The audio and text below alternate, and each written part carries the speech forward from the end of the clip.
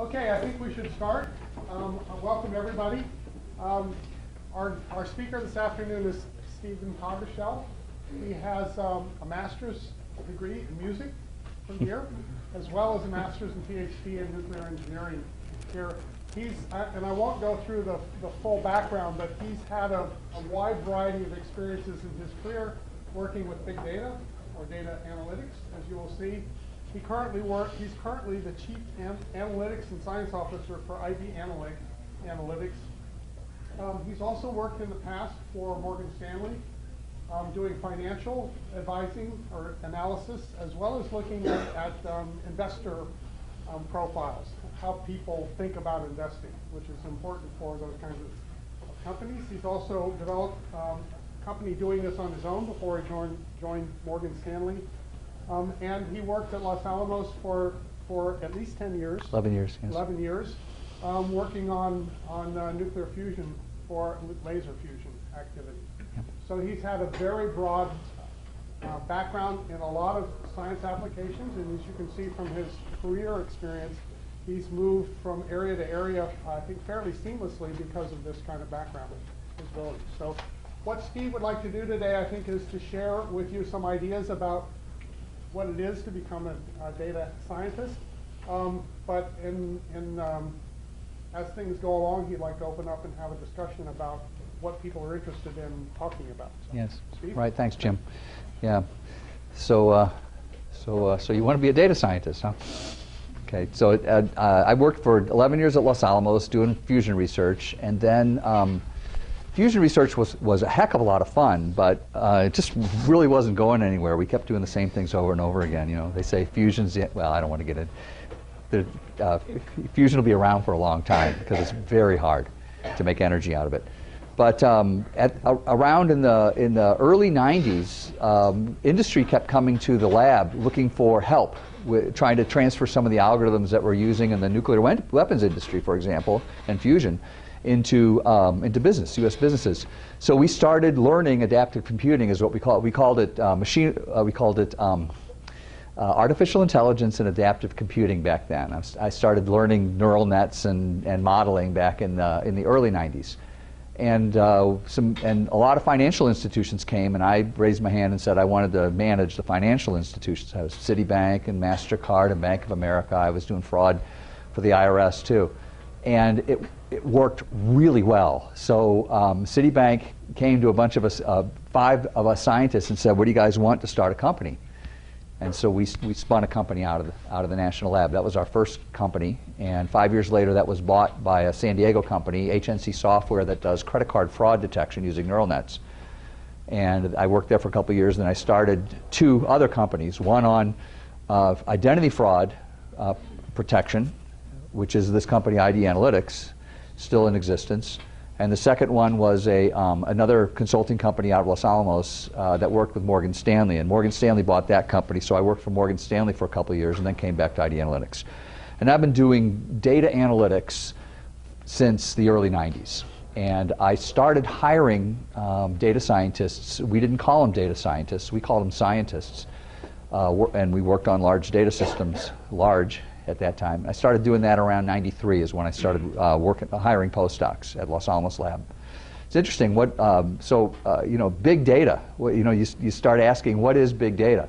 So these are I'll talk about that in a minute. These are the topics I want to cover this afternoon. I want to talk about big data, why it's so important now, and why this is such an explosive field.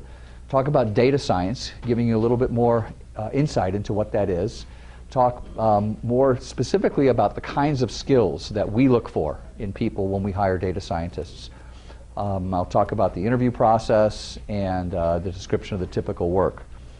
And please feel free to ask questions as I go along. Interrupt me. I think I've only got like a dozen slides or something like that. So I would just as soon have this be conversational too. So first of all, big data. It's always important to define what things are before you start really pursuing them. So this is a definition of big data. It's usually defined by or characterized by the 3 V's: velocity, variety, and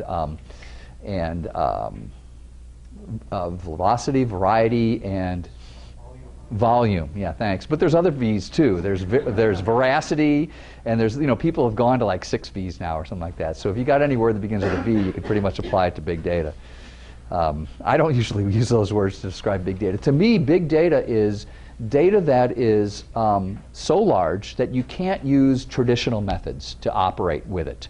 So, and with that definition, you can, I would posit that big data has been with us forever. Even though it wasn't terabytes and petabytes, if you have to do complex things to understand how to build algorithms around data, non-trivial things, then you're in the regime of big data. I'll give you an example. Back in '94, we were doing some econometric forecasting for Citibank, and we were looking at 10 years of their credit card transaction data, how people use credit cards. So about 30 million people, all their detailed transactions over 10 years. It was a lot of data. It was about a terabyte, and back then a terabyte was a lot of data. Okay? In fact, using the computers at Los Alamos, it took us a week just to pass once through the data. 1 week to go through a terabyte of data back in '94. And so you can imagine, just thinking about building distributions on 100 fields, you need to count means, standard deviations, mins, maxes, and other higher order moments.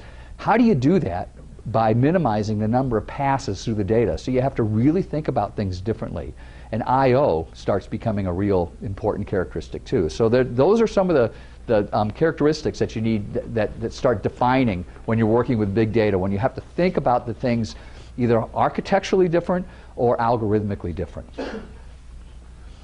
So why is big data such a buzzword these days? Well, I'd say it's really a combination of 3 things. Well, maybe 2 things. It's that there's data everywhere. The data growth is obviously exponential these days. I mean, there is a typical Moore's law, not just in hardware, but also in data sizes. Somewhere people quote between 1 and 2 years doubling of data. And data also is getting more and more complex. We're not just dealing with structured data, we're dealing with unstructured data. So pictures, sound, music, speech, video, lots of unusual data that we have to build algorithms to operate around. So data sizes is one. And why is data the size is so big? Well, there's proliferation of sensors. We're starting to measure data, collect data everywhere, all throughout our lives. We're carrying around these smartphones that are generating a ton of data and interacting with the cloud. So we're monitoring how people walk through space and time. We're looking at how they interact with what systems. We're looking at what they do. In the financial infrastructure, we're looking at how people make purchasing decisions and spending and investment decisions. We're looking at, with drones, we're able to build data of agricultural systems and look at the interactions between hybrid seeds and fertilizers and crop growth. So there's just data being collected everywhere, and that's one of the reasons why big data and data analytics is becoming such an important field. And the other is that we need business applications. So there's an exponential growth of data and also the hardware, the Moore's law on hardware. So we've got this beautiful situation of sensors everywhere, data being collected everywhere, compute power increasing exponentially, and business need continuing to grow. People, the successful companies are making strategic use of data. So what is data science? This is a definition that I made up. The scientific discipline around typically large and difficult data sets to solve complex business problems. There's a couple things I like about this definition. First of all, it is a scientific discipline. It's not a hobby. It's not something that you get an MBA in and then start doing data analysis. That's not to me real data science. Data science is a science. And so we look for people who have a scientific mentality or approach to hypotheses and testing and skepticism and things like that, which I'll talk some more of. And it's typically using large and difficult, and both of those adjectives are important. So large by itself isn't necessarily difficult, and difficult isn't always large. Sometimes you've got small data sets that are extremely complicated to deal with and require a lot of adjusting and massaging and cleaning.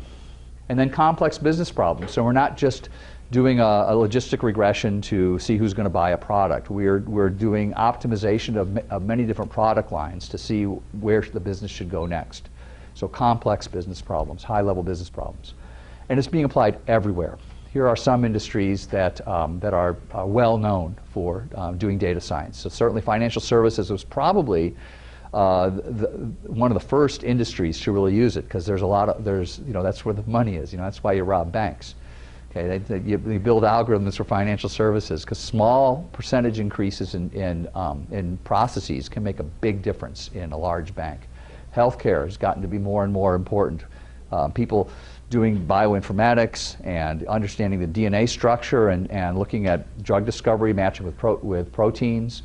The insurance industry has also been a user of data analytics for hundreds of years at least, with actuarial tables and predictions of various things. But typically they approach it a little bit differently.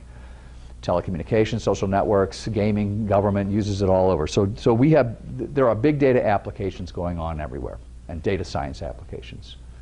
So I thought I would just write down some examples of applications of data science in industry. So, and I've done, I'd say, 3/4 of these. I haven't done them all, but I've done a good number of these things. So for risk management, so we build scores for risk management. We measure we predict the likelihood that someone's going to do something bad. Bad is many different possible things. It could be they don't pay their loans, so it's a credit default. Don't pay their credit cards, whatever. So they don't pay back their loans. Fraud is another kind of bad, and that's what my company has been doing for about 14 years now. We've been focused on identity fraud, and actually we about 8 years ago we started doing credit scores too. So we're doing credit and fraud risk analysis. Bankruptcy scores, is this person likely to go bankrupt? What's the dollars that we forecast in this portfolio that are going to go bankrupt, that sort of things. And then of course in insurance, actuarial tables. So many ways of doing many applications in risk management. Marketing is a big consumer of data science, and again, that's where the money is. If you want to understand the sizing of business problems, fraud is a niche problem. It's a small problem. It takes a lot of special analytics and algorithms and data, but it's generally a small problem. Credit risk is about 10 times the size of fraud risk. So there's about 10 times the dollars lost due to people not paying their loans than to people not paying because of fraud. But marketing is about 10 times the size in dollar spend by business of risk management. So each time you go to these different disciplines, the dollar amount spent is about 10 times bigger. So marketing is a great place for data science. If you can make just small improvements in optimization of how consumers react to your products, for example, you can really turn the lever a lot and make hundreds of millions of dollars savings and improvements with marketing. So examples are product offers. Who should I make this product offer to? What kind of offer should I make? Pricing optimization, using elasticity curves, building those from data, seeing where is the plateauing of people taking your product as you continue to increase the price, and doing optimization around that. Customer analysis. Who are my customers? What do they look like? What are their important characteristics? How do my high-value customers differ from my low-value customers? So these are some of the typical questions that marketing analytics is consumed with. Financial engineering. As Jim said, I spent a few years at Morgan Stanley working. I was actually running a derivative portfolio. So we were doing options pricing using some better than Black-Scholes algorithms. So certainly econometrics, forecasting using time series, but derivative pricing and other exotic options kind of pricing, fixed income and equity derivatives. Algorithmic trading, so especially very fast trading. That is a great area for algorithmics right now in data science. And these are very lucrative careers, but having been there, it's a grind. It's a really tough environment working on Wall Street. There's a lot of pressure. You get high compensation, but you have long, long hours, and it's hard to have a family. Social networks. So you certainly know the success of the Facebooks and the LinkedIn. They are doing complex data science around social networks, and they're looking at who's connected to whom, what are the relationships, how do I serve up offers or help with communication between people. Recommender systems, what kind of products to put in front of people, kind of birds of a feather thing. People like you, like this. Amazon, is a great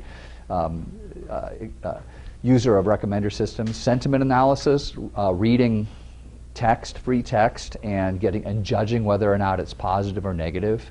So algorithms around sentiment that can help in predictions and forecasting, and we used to use that for predicting stocks, for example.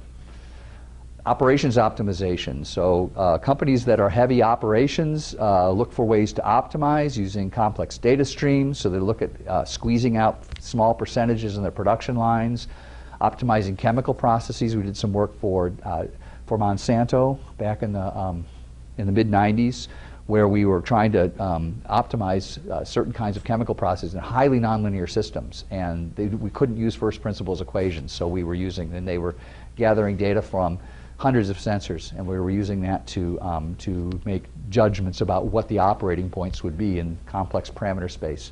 Manufacturing, I remember we worked with Procter & Gamble when I was in the lab on helping to speed up their assembly line for diapers. That was a big deal back then. If we could just get 10% faster, we could save a lot of money on diaper production.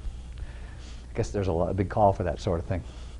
Transportation, optimization and understanding of traffic flow, which is related to the smart grids. So sensors on cars, sensors that we carry. You use Waze as an application, which is peer-to-peer kind of interaction and real-time information about traffic flow. It's a great app. So we're getting more and more of that. And smart cities is another consumer and user of data analytics. For other areas in the transportation industry, like consumer transportation, like airlines and rental cars and other public transportation, there's route and price optimization. Airlines are really good at this, price optimization. They change their prices hundreds of times during the day, and they have A/B testing going on all the time with complex algorithms. They've been doing that for more than 10 years. And logistics, traveling salesman's problems, how do I deliver when I've got all these packages, and how do I do my routing, optimal routing? So lots of complex problems in transportation. Search, that's a whole area of data science, is how do I do complex linking? Somebody types in something into a search bar. How do I get other pages that are related to that? How do I do fuzzy matching? Document retrieval. So there's a lot of document matching, a lot of analytics around there. Link analysis is an important aspect of that. So how do I match two documents? Is something that there's a lot of analytics around, and there's bag of words, there's fuzzy matching, there's lots of different fuzzy matching methodologies. And as I mentioned, health, bioinformatics, drug discovery, image analysis. So people are trying to automate looking at radiology images because it's very expensive and complex, and you want low false positives and false negatives on that. So you really have to have high accuracy. So there's a lot of work going on in healthcare image analysis. So, and this is just some of the things that are going on today. Data science is everywhere in industry. I didn't even mention government. I think government is a little bit behind the curve, though. Not quite at the leading edge. Here's a slide I used with my CEO recently. It's a little confusing about what is data science and how does it relate to, say, business analysis and business intelligence and that sort of thing. So I put this slide together to kind of describe. So in this thing, I have an adjective that describes what's going on in the question. This is a question that you're asking, and then this is generally how we do it in business. So for example, there's descriptive analysis. So we're asking the questions, what's going on in my business? And we typically use dashboards, business intelligence, cuts and reporting, and slices of my data by various ways. That's typically, you do a lot of maybe SQL queries and database queries and cut your data by a lot of ways. You're trying to understand what's going on in my business. The next is explaining why. Why are things happening? Looking for cause and effect. And that typically requires some kind of more complex analysis, looking at beyond just correlations and looking for what are the drivers of things, getting rid of very complex, potentially complex relationships. And that's the explanatory part. So now we're getting more into a little closer to data science. This is where data science really begins, though, and that's the prediction, saying what will happen, not what did happen, but building machine learning models to take data and understand the structure of that data, do some relationships between inputs and outputs. That's all machine learning is you're building a functional relationship between a bunch of inputs, a bunch of independent variables, and typically a single dependent variable. So that's pretty much predictive analytics in a nutshell. So maybe we're done. So here you're trying to answer what is going to happen in some kind of phenomena. And examples of that are forecasts of portfolios, building predictive models for people or for products or other kinds of things, and that's generally the regime of machine learning. Then you start even getting to more strategic uses of data science. So there's prescriptive. So there's not just what will happen, but taking those predictions and optimizing around those predictions. So looking at, for example, one for pricing optimization, it was cross-sell optimization that I did for Citibank back in the late 90s. We started out by building predictive models. If I offer this product to these people, these 20 million people, what's the likelihood they'll take it? So we build a separate model for each product. Now I've got a model, and I can rank order the prospects and market to the ones that have the highest likelihood of making me money. But now they had, in this case, they had a portfolio of like 30 million people, and they were limited to 12 products, and they had to make decisions about who to offer what product to when. And they were using what they were so happy they called it the Zodiac system. What that means is every month they offer a different product to this portfolio, to this group of people. So they carve up the portfolio into 12 groups, and every month they just rotate them through an offer.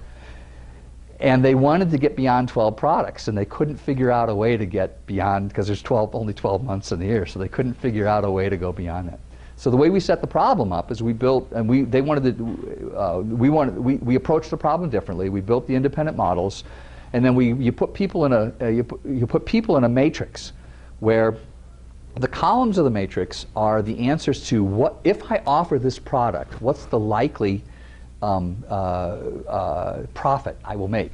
And all the rows are the 20 million or 30 million people in your portfolio. So here's a person, and this column says, if I offer this product, what's the likely profit? That's what the cell says. And we had hundreds of these rows because we had hundreds of different product pricing combinations and channel combinations.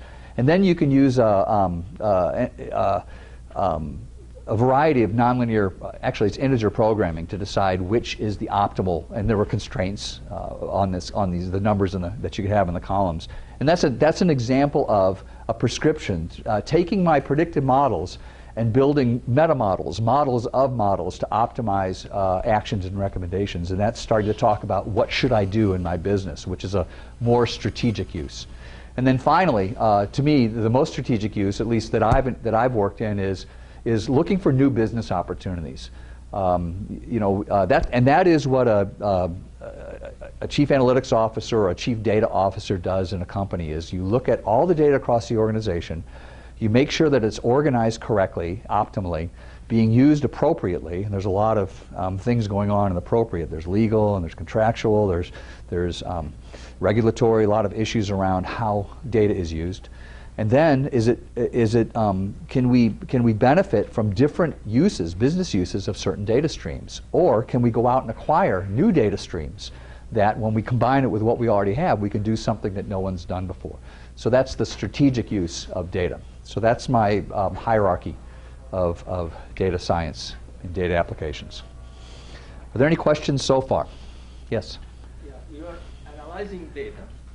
Data are based on observations, random variables, so you end up with probability density functions, yes, probability distribution. That's correct. But I haven't seen yet, I'm losing any information about how much is the error in your estimate. There's always errors. So think of this is the way you can think about data this way. This is the way I think about data. I can think about it as a matrix. So every column is a field in data, and every row is an example data record. And a data record has, it is a measurement that I've taken with maybe hundreds of sensors, and every column is a sensor's value. So now think about that in high dimensional. So what that is and then the final column is the output that you're trying to predict, like the speed of a chemical reaction, or the profit I'll get if I do something, or some kind of an output. So really what we're trying to build is this functional relationship between all the independent variables, which could be hundreds, and the dependent variable, which is the final thing. So think, what does that data look like? It's you think about an n-dimensional plane. I've got n inputs, and the data records are all points that live in the dependent variable is the height above the plane of n-dimensional dependent variables, and it's a fuzzy, complex, messy, noisy cloud of data. But if there's a relationship between my inputs and my output, there's some kind of a structure that cloud of data tends to aggregate toward. And our job as data scientists is to find that structure in that high dimensional space. If I can find it, I've got a model, because now I take a data record that I've never seen before, see where it lives in my plane of n-dimensional inputs, and go up and read off my surface that I cut through the data. So that's really data science in a nutshell. That cloud of data is messy, it's noisy, there's a lot of noise in it, and there's ways you can actually model noise with Bayesian methodologies to actually not just get a sharp curve, but a probability distribution curve through that. You can very easily estimate your error by associating with your estimate of the mean or the expected value an expectation or a measurement of the second moment. Absolutely. So you can just look at so instead of a sharp surface, you can actually build a probability distribution. But there is a risk there in that your second moment, if you're not estimating it at the optimal value of the mean, can be infinite. So that would mean that your mean value simply is meaningless unless you have a valid estimate of the error or the second moment. I agree, and lots of people and data scientists don't spend a lot of attention in quantifying the error. We do it through other ways. We do it by, in a more practical way, we'll hold out data we've never seen before, and we'll predict its behavior. And if the functional relationship is reasonable, we'll do fairly well. We look at mean square errors and misclassifications. So we measure. That's how we measure our error in practice. More on sensitivity analysis rather than error analysis? We don't spend a lot of time on sensitivity analysis in general, at least in the work that I've done. But we do some Bayesian analysis to get, it's hard to do in high dimensional spaces. This work in general is hard. That's one of the banes of data science, is you're in high dimensional. Will help you in the explanatory. Absolutely, yeah, it will. It does help. Yes? Earlier in the talk, you said that there's some data sets that although small are complex. Yes. And then you just made some mention of bringing in new data, so essentially data from the wild. Have you found it difficult sometimes to interface some kind of new information? Yes, yeah, absolutely. And that's one of the judgments you have to make when you're evaluating a new data set. Could you repeat the question? So the question is, sometimes bringing in a new data set is sometimes very complicated to do.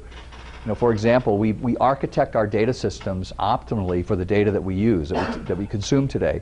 And bringing in another complex data source requires a lot of engineering work, especially when you're doing real-time systems. So you always have to balance the benefit that you get from the cost of bringing that data in. And there's lots of costs. There's financial costs too, but there's the building the systems. Yeah, sometimes the data is beneficial, but it's just too costly to bring in for one reason or another. Yeah. All right. So like I say, I've been hiring data scientists since '93, and these are, if I had to write down what I look for when I'm hiring data scientists, this is kind of my hierarchy and list of skills and characteristics that I care about. So first of all, you have to have a strong foundation in math, statistics, and programming. Those are the three most important characteristics. And we also care about, more and more so these days, best practices around software development rather than hacking code together. When I was doing this decades ago, we would hack a lot of algorithms together, but that's not the way the world works anymore. It's a much faster environment, and frequently you have to, you're writing production code from the beginning, and then things go into production a lot easier, and you're making A/B testing and changing things very, very fast. So those first two bullets are, I think, the most important technical characteristics that I look for: math, statistics, programming. Then a passion for data is something that I personally feel strongly about. I look for people who are more applied oriented, and a passion for data is one of the exhibitors of that, rather than on the theoretical side. You know, I'll interview people, and I'll have a conversation with them about what they want to do in the future and things like that. And if it looks like they want to do research and things like that, I would say this is not the direction you probably want to go right now. You know, maybe you should think about a postdoc someplace. But that doesn't happen that often. Most of the people, by the time they get in and I'm interviewing them, they know exactly what their desires are. Machine learning methods. So I'm looking for people who have good working knowledge of all of the mainline machine learning techniques. So neural nets, support vector machines, clustering, trees, boosted trees, random forests, all the different, the mainline methodologies of building models. And you should at least have a working knowledge and have some experience on machine learning methods. I'll talk I'm sorry? Yeah, so I would say support vector machines, SVM, trees, and under trees I would say not just a single complex tree like CART. That's pretty passé for a lot of reasons, but committees of trees, and they can either be random forests, or which are committees of randomly select grown trees, or they could be. We're a big fan of boosted trees, where you're you're iterating through maybe hundreds of weak learners. So boosted trees is another one. Clustering algorithms, supervised and unsupervised, both. Bayesian models is another fairly common technique. So those are some. Then big data technologies. So that is another thing that we're all looking for these days. People have experience with Hadoop, less so with MapReduce. It's not as common, but Hadoop systems and all the different file systems, HDFS or Cloudera or MapR. There's a variety of distribution systems, and then distributed computing and things like Spark, Storm, Kafka, some of the tools that are in the big data ecosystem. And you can just Google that and see what the common tools are. And then this scientific mentality and discipline, the mentality of scientific approach to these complex problems, rather than hacking and rather than serendipitous discovery, but systematically trying things, and then a discipline around discovery and testing and skepticism. Curiosity, skepticism, and detail-oriented. These are some of the characteristics that will make a successful data scientist. So I don't know how many times in my life I've seen somebody bring me a model that looks really good. And almost invariably, when a model is really good, it's really wrong. Okay? There's just so many ways you can screw up a model. And you should always be skeptical when your results are too good. And then a desire to learn, always looking for new technology. Yes? What are some of the best ways that you see in future employees show that they have these things? Yeah, so I'll talk a little bit about the interview process, and maybe it'll come out through that. How do we demonstrate their knowledge of those things? I'll talk a little bit about how do you acquire, how do you switch disciplines? So I got into this field switching over. By the way, my children, my son graduated from here, PhD in physics, about 3 years ago. And my daughter graduated from St. Olaf with an undergrad in math. And they're both now working in data science careers. They work for Fair Isaac, the credit score and fraud detection company. So they're building algorithms. So they managed with this kind of background to make the switch into data science. And I'll describe a process for doing that. I thought I'd show this. I know it's really detailed and small type, but this is a selection of the characteristics that I use that I've used actually in several companies now I call this a competency matrix. So for every level in our organization, on our technical tracks, we have descriptions of what kind of competencies I expect. So for example, this is kind of an entry-level data scientist, an associate data scientist. You can see the typical experience is a undergrad degree in some technical discipline plus 1 to 3 years of work, or a master's degree with no experience. So this is the typical associate data scientist. And the programming and software engineering, strong coding skills in at least one modern language, scripting, Python, Linux environment, command line tools, and at least a high-level understanding of software engineering best practices. Big data analysis, the ability to process, quality check, and do analysis of large data sets following best practices with guidance, so not necessarily on their own. But also knowledge of large-scale data analysis tools like Hadoop, Spark, and Hive as an SQL query tool, distributed SQL. On the machine learning side, at least proficient with the best practices of model building and fundamentals knowledge and good statistical knowledge, and at least basic knowledge of machine learning methods. Communication, be able to complete written documentation and reports, ability to assemble and deliver presentations, and then working with minimal supervision and capable of working independently. So that to me is kind of the entry level, someone with maybe a master's degree who wants to get into data science. That's what that would look like to me. This is my poster child. My typical hire is a fresh PhD. That's the kind of people that I like to hire for a lot of reasons. I care a lot about culture, and when I get somebody in having just completed the PhD, they fit into our culture really well. I've had mixed results with hiring very experienced people. Sometimes the culture mismatches are too difficult, but I also had some great examples of that too. My chief scientist, for example, who was a great hire recently. So this is like I say, my bread and butter position, a data scientist. It's typically a bachelor's plus 3 to 5 years work, or master's plus 2 to 4.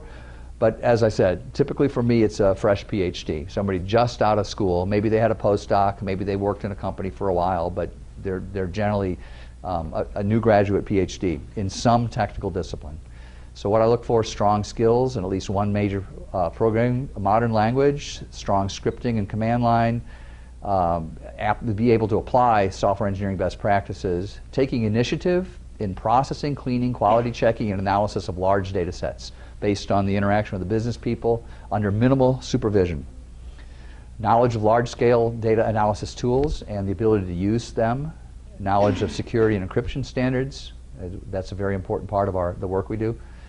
On the machine learning side, the ability to independently design and build sound models. So working independently, the ability to create training and testing data sets. Yes?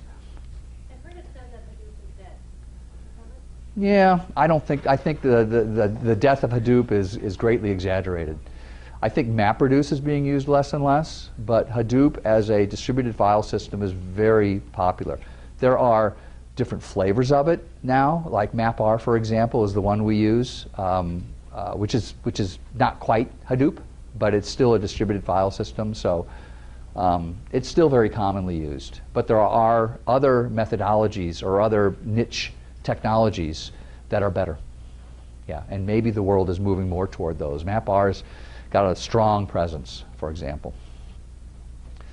Going on, strong knowledge of machine learning algorithms for both supervised and unsupervised learning, be able to work independently on complex analytics projects. So to hire, for example, my son did his PhD in physics, and I worked with him and got him trained up so that he could do this, and he got a job doing this. My daughter, undergrad in math, she got a job up here. So that's an example of being able to successfully transfer. And I'll talk in a bit about how do you do that. So the typical work that a data scientist does, so there's, some people say it's like 95% data, and it is. It's data manipulation, data cleaning, data analysis, data transformations. There's a lot of work around organizing and transforming data. It's a very large part of the job. Frequently dealing with very messy and problematic data. So then you interact with the business, and you try to get the problem definition. So you need to fully understand what are the business goals. You talk to the business owners, and they describe what problems they're trying to solve.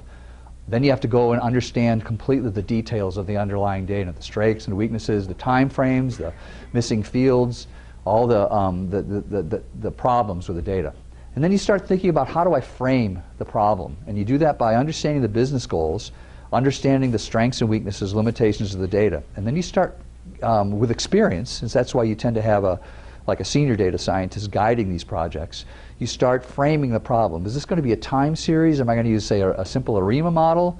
I'm going to maybe do some nonlinear time series, which is generally a low-dimensional space with small data sets. Even though you got 10 years of 20 million records, like I had with Citibank, you transform all that data into something that's monthly for 10 years. So 120 records, very, very small data set. So how do you frame it? Is it going to be a predictive model where you got these hundreds of inputs, and you have the one I described where you have this n-dimensional space of all your inputs, your independent variables, and you're trying to fit a surface above it that's your dependent variable? That's a typical predictive model. There's simulations that you use, guided by data. There's strengths and weaknesses of that. Or is it structure discovery? Am I looking for, with a clustering algorithm, for example, I'm looking for where people live in some complex subspace. So I'm looking for structure. And you're always asking what data is available, and you're thinking about what are the inputs and the outputs of the models you're trying to predict. Then you build preliminary models. You decide first of all, you decide the framework. Then you decide what model you're going to use. Maybe you'll try a support vector machine and a boosted tree and a neural net. Try a few. It's not hard to do. We typically try a few. We have our favorites, but we try many things. Build your preliminary models. If it works too well, you probably made a mistake. And you iterate with the business, and sometimes they say, that you can't use that variable. It's illegal. Like you can't use age as a predictive variable in credit models. You can't use zip code, even though they're highly predictive. So there are things that you just can't use. Iterate with the business, and then you finalize your model, implement it, and then you monitor it in production, and you rebuild as needed. And frequently there's problems in production too. All right, so how to get into data science as a career. So first of all, as I said, you should have a solid foundation in the basics: math, statistics, programming. Here's some few books. The top three are ones that I typically recommend for people, but I wrote a book too, and it's a pretty good book. Talks a lot about, it's got a lot of algorithms in it, but a wide variety of algorithms, but it also has discussion about what works well and what doesn't in the world of data science. And there's great courses that are available online. Coursera is outstanding. Andrew Ng has done an outstanding job of putting up machine learning courses online. I recommend that you go to the technical ones if you really want to be a data scientist rather than the business applications. The business applications are fine, but you've got to be rooted solidly in the technical capabilities. Do an internship if possible, but you don't have to. So now after you do this is what I did with my kids. They had the top line. I bought them these books because they were poor. And they read them all, and they worked their way through them. And they went, my son did a Coursera course. And once they did that, then they were ready for an interview because they had a working knowledge of these things. They could have a conversation about neural nets or boosted trees or support vector machines. They knew enough about it that they could converse about it in an interview. And you just be frank with the guys interviewing. You say, look, I just got my degree in electrical engineering, and I want to get into data science, and I only know this superficially, but I'm really excited about it. And people, I know we are, when we hire people, we're very tolerant of that. People are getting into it. We look for people who are clever, who are smart and articulate, and hungry for knowledge.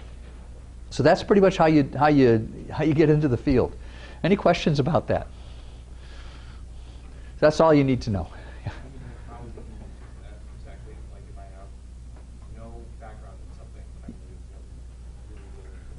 Yes.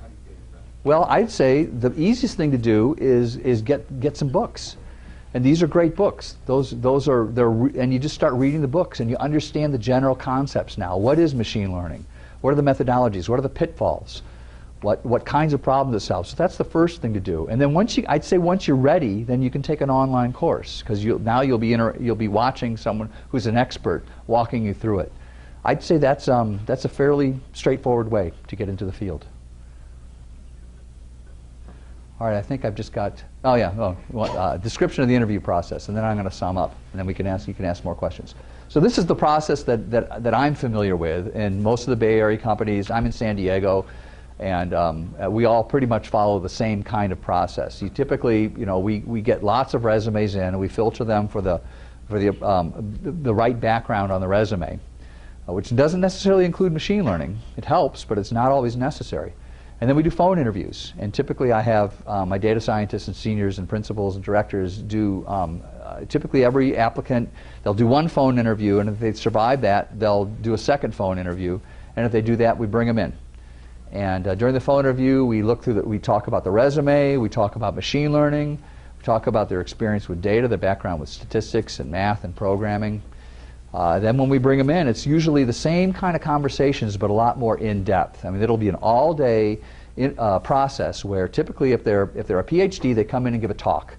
And it's usually about their dissertation. And I don't care what it is. It should be a technical thing. It could be cosmology. It could be computing, anything. It doesn't even have to be algorithmic. It could be any science talk. My son did high energy physics, gave a presentation on that.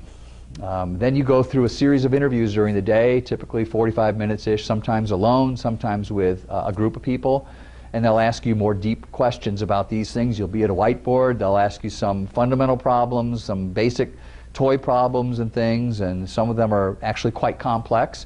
And we don't want to see you get the right answer. That's not what we're after. We want to watch how you think through a problem. So we want to see somebody go to the board and start logically going through, maybe framing it, maybe no, that's not the right way, maybe reframing it, and just think about logical mental processes is what we're looking for, rather than, if you get the right answer, that's even better. But it's just as important to demonstrate logical thought. And so what I don't want is somebody to come in and just sit there, and stand like that for 10 minutes and say, I don't know. We want to watch, we want to see how you think. And then the group, the interviewers, meet the next day, and we go around the room and everybody gets to comment. And we look for, are they technically adept, are they smart, what about their experience? And we also look at a culture fit. I care a lot about culture. They have to be, people have to get along well, they have to communicate with each other, they have to share information, they have to help each other, they have to have a strong learning desire. So there's a lot of aspects to the culture. I think I need to get this done. So here's my summary. It's a surging field. It's better than explosive. There's data everywhere, sensors everywhere, compute power continues to grow exponentially. We cannot hire people fast enough in this field. I guarantee you, if you become adept at this field, you will never have trouble finding a job anytime in your life. That's what I told my kids. They didn't believe me, but that's where they are. Okay, but you got to become adept at it. You can't just be superficial. You can maybe to start, but you've got to continue to learn and grow. Machine learning algorithms continue to grow in power and complexity. Some of the new things right now are deep learning, convolutional neural nets, and then distributed learning across clusters. Businesses continue to rely more and more on data science. I talked about a lot of applications, and the world is awash in data, and we need people who can translate data into information and then into actions. That's what we're after. So that's all I've got, and I'll be happy to answer any other questions. Yes? There are some programs which claim that they train PhD students for transitioning into data science. Some examples are data incubator and insights. How genuine are they? Do you consider students who come from there as more superior than people who do not go there? We look at that, but I'm more interested in how they behave during an interview than what their credentials were coming from one of those things. But yes, I think those can be good programs. You go to a data science boot camp for a couple of months and you learn the basics and you do a project. I think that could be useful. Yes. So for the initial screening using resumes, do you think that would be? I think it helps. It does help, but it certainly will help you when you do a phone interview because you'll know what you're talking about. You'll be able to converse with the right language. which is something that's an obvious flag. You know, when I start talking to people, one of the things I'll do in an interview is I'll say, what machine learning method do you know the best? And I'll let them choose. And then I say, okay, describe it to me. And you know, I can immediately tell their depth of knowledge, because they go either superficially and then they're stuck, or they can just go rattle on really deep. So that's an example of the ability to get to what they know. You spoke about the interview process, but if we want to get an interview, what skills do you want to see in the resume so that you shortlist that for an interview? Yes. So again, I wanted to see those strong science background, math. I love physics. I have a real bias toward hiring physicists for a lot of reasons. But I want to see strong math, engineering, just a strong capability. And then I want to see someone who's at least started to learn machine learning. You know, I've read this book, I did this Coursera course or whatever, and I've learned about, maybe had some applications. So we look for that also. And then I look for indications that this person really wants to get into this field, that they're passionate about it. So there's ways you can do it on a resume or a cover letter. Yes. Statistics. What's the role of probability theory? Yes. Theory? Okay, so advanced statistics is very important, especially multidimensional distribution functions, Bayes theorem, information theory. That all is important. But I'm a little biased against people with PhDs in statistics, and there's a lot of philosophical reasons or religious reasons. You know, that's why I told you I like physicists and engineers. More practical, more looking at the world as unknown systems that have inputs and outputs and building models of systems. Statisticians are assuming distributions and looking for those distributions, and it's just a fundamentally different way. So it's important to have good statistical background. You are getting into the area of complexity, really. Yeah. So system analysis, but I didn't see probability emphasized. Yeah. Statistics and probability are very important backgrounds to have. Yeah, advanced statistics. So more than basic statistics. As I said, Bayes theorem, multidimensional distribution functions, information theory, those are things that light me up. Yeah. Any other questions? Yes? How do you validate the internship experience for your applicants? Because you mentioned it's not like definitely necessary. Yeah. It's important, and it helps when I select a resume. But when we interview somebody, it helps a lot, because we'll ask them, describe your internship. I want to hear about the data. I want to hear about the problem. I want to hear about problems you have with the data and how you solved them, and how you approached it. So having an internship, you will have had the experience of walking through those, and you can talk very well to it.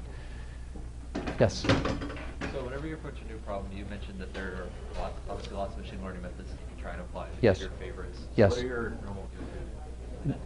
Okay, that's a good question, and it really takes a lot of experience to kind of be guided toward which methodologies you think are going to work well. Some of the things to think about are dimensionality, amount of noise, number of records.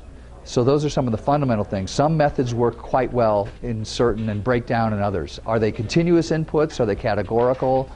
How are you going to translate text into continuous numbers, that sort of thing.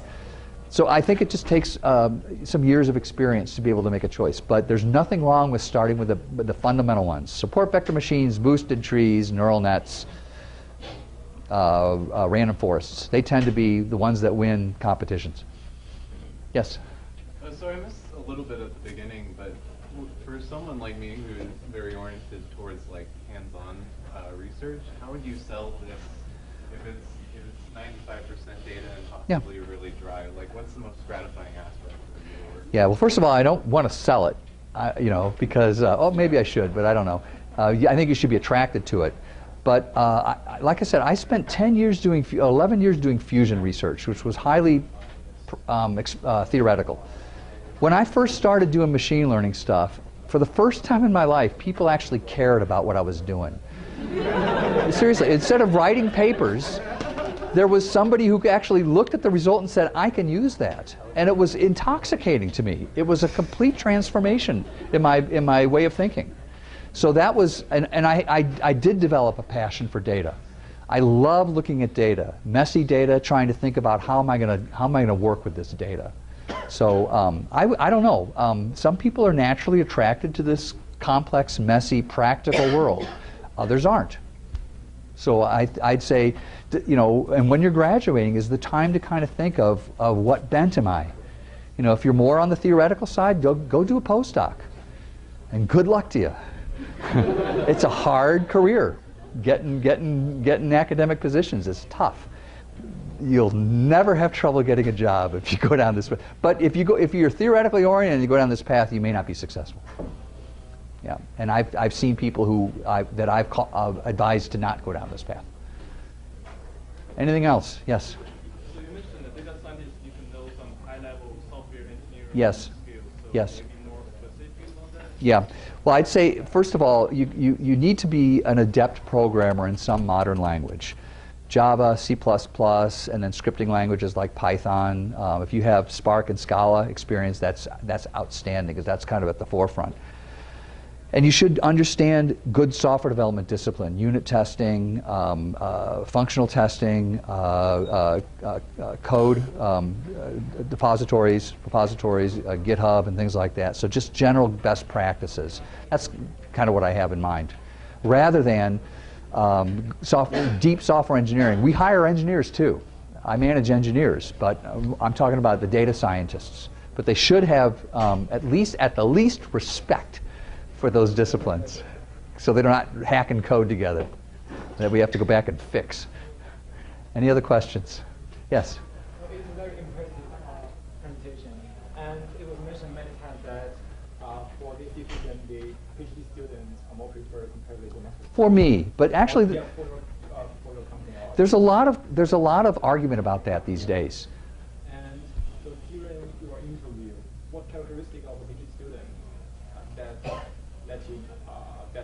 makes the student itself more advantaged compared with master's students? Yep. Okay, so I look for very strong math and strong programming.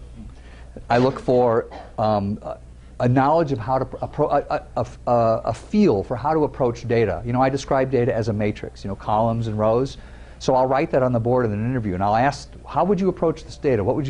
How would you query it? How would you analyze it? How would you start understanding? I look for that practical approach. I ask about machine learning knowledge. You know, I go into as much detail as they can on any technique and understand their depth. So that's some of the things that I look for.